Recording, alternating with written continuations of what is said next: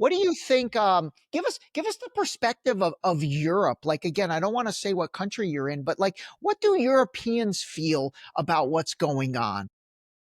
I will say I haven't spoke about it much because it is a hot topic, to bring up Israel in Europe. But Yeah. actually, from the Europeans I have spoken to, it's kind of a consensus here. I mean, you see the Europeans, they fly Palestinian flags. There's the protests all in Europe. I've seen it. I saw a protest in Paris weeks ago.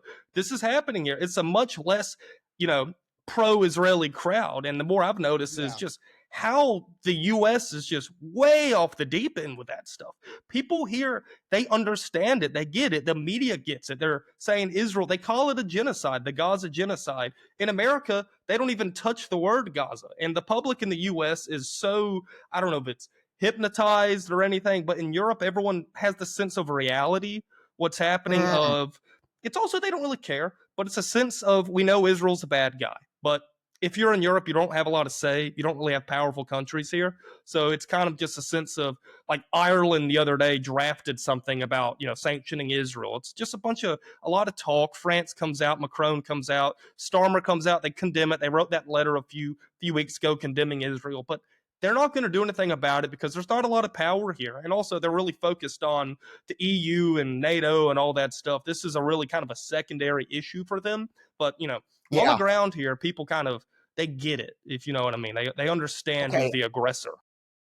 I totally know what you mean. And I think a lot of that, it's pretty interesting, has to do with, America is a very Christian oriented country. And so you're talking about now taking this back, well over 100 years, and that Judeo-Christian mentality that what I'm learning, I'm not a religious guy, but I've had a lot of Christian pastors on the podcast and a lot of other Christians on the podcast that have really helped me understand that this goes back to the Old Testament, and there's like biblical prophecies that, quite frankly, a lot of the Christians in America abide to, and they basically think they need to protect Israel and do everything for Israel unequivocally in order for the rapture to happen and Jesus Christ to return as the Messiah and all that stuff. So I think that is rooted in America where it's not necessarily as rooted in Europe. That's interesting.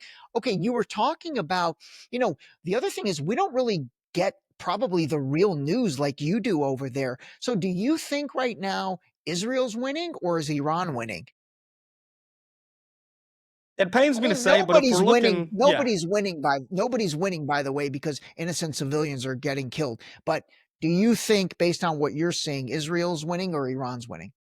I mean, from a military point of view, it's Israel 1,000%. Iran only has a certain stash of ballistic missiles, cruise missiles. They don't have an unlimited amount.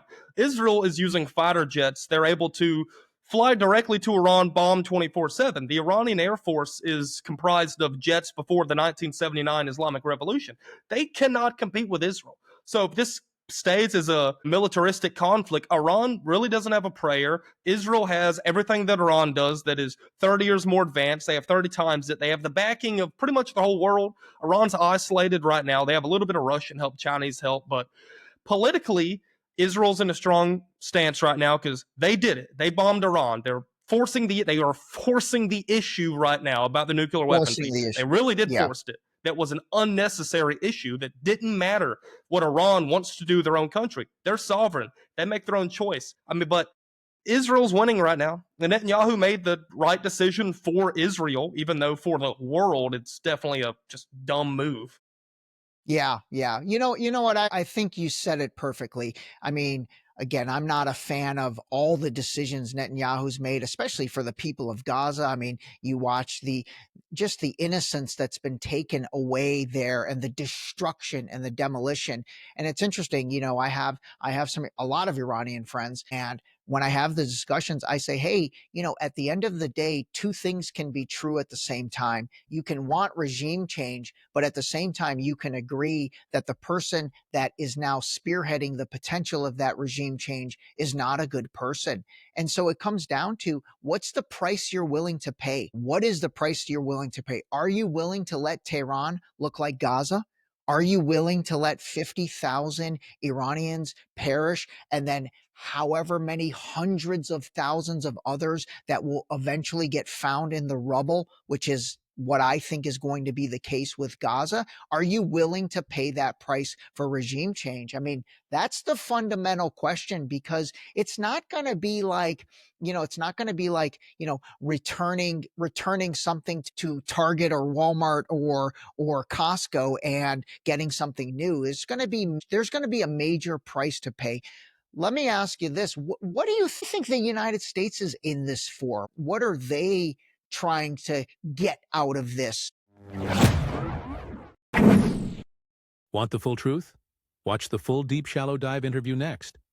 And hit subscribe if you're done with narratives and ready to call a spade a spade.